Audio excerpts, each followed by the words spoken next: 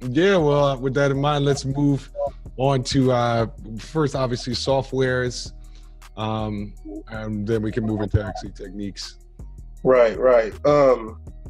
So like I said, I started off on Adobe Audition. I had a ripped, cracked version on my old PC laptop. Well, not PC laptop, but like not an Apple. Um, that was cool, but very limited. I used to record in GarageBand. That was surprisingly user friendly and decent, but like that's more if you can't afford to get any of these programs, but you got a MacBook, it comes in there free.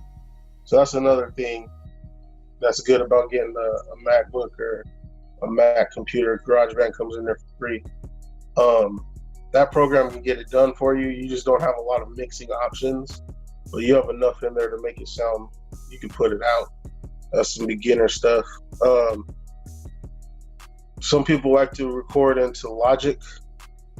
Logic is mostly like a beat making program, but they do have a built-in recording part of it and mixing as well.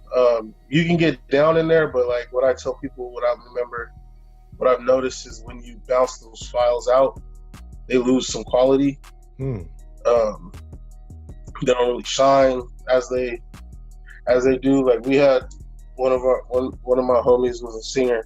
When he recorded on his own, he recorded on Logic. He would send me the files to mix the song, and it would always, not shine like it would when he would record at my house.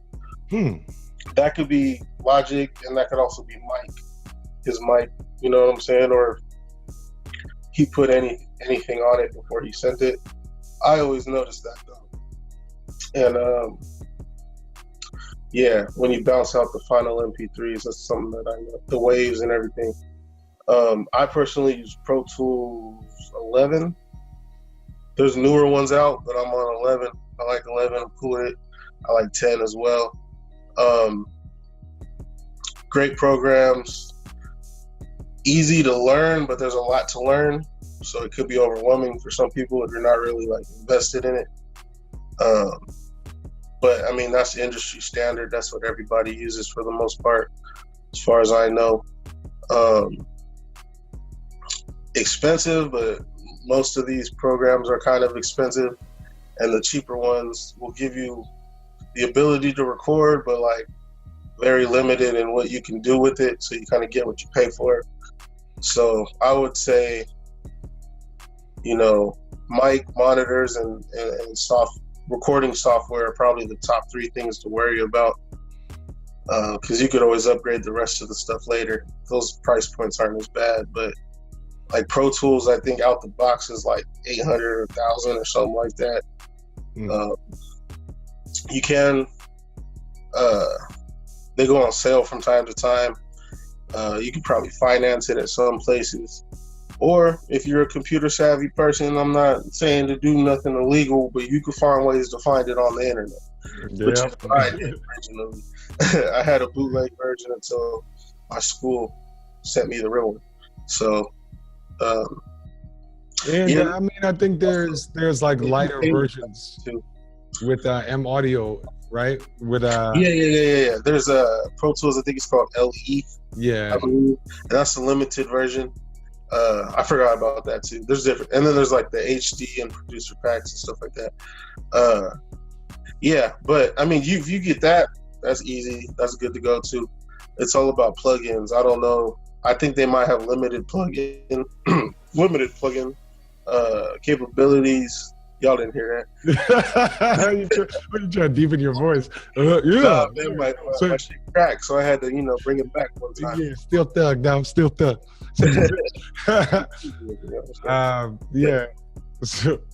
Yeah. So actually, with that in mind, so plugins? I know you're gonna say waves. Everybody says waves, right? Like that's I mean, waves is like how could you compare waves? I don't know. Waves is like the well, it's hard to say. They're like the bougie version because they're actually really good quality and they got a lot. And to be completely honest, they go on sale a lot. Like I'm signed into their website. I get their email newsletters and everything, and they always got stuff on sale. Always. And the bundles go on sale and all of that. But to be completely honest, like I hardly use any aftermarket type of plugins. I use mostly stock plugins. Like okay, dang. That's what I learned with, and that's kind of what I know, and I'm good at it. So like, why change it up? There's some things that I might come across and learn about that I need. It's like, oh, that does this. Okay, cool. So instead of using 2 plugins to make this effect, there's one that just does it off the rip. So I might go buy it solo, but at this point, like when I look at the plugin bundles, I have a lot of that stuff, or I know how to do that stuff without paying for it. So that's kind of, I guess, a benefit.